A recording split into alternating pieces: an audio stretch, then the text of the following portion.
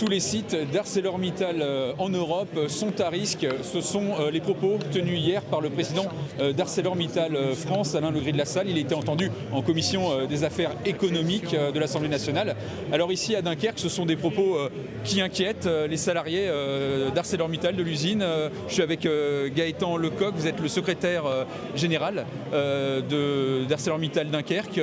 Ces propos sont une surprise ? Pas réellement, c'est le scénario le plus noir qu'on craignait.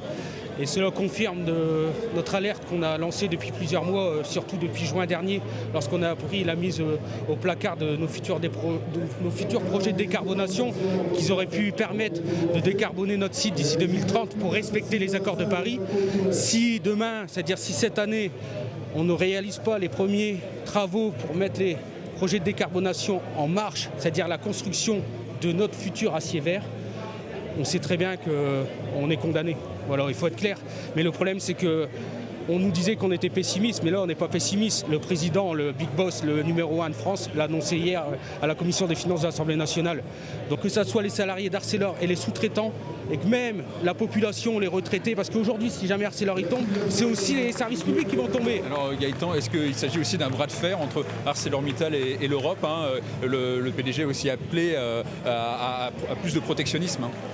L'État devrait investir.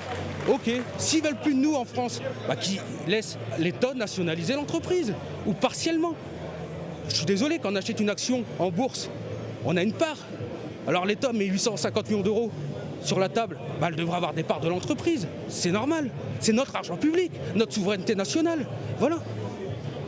Voilà, donc beaucoup d'inquiétude et de colère déjà ici à Dunkerque pour cette réunion de la CGT qui a débuté à 17h aujourd'hui.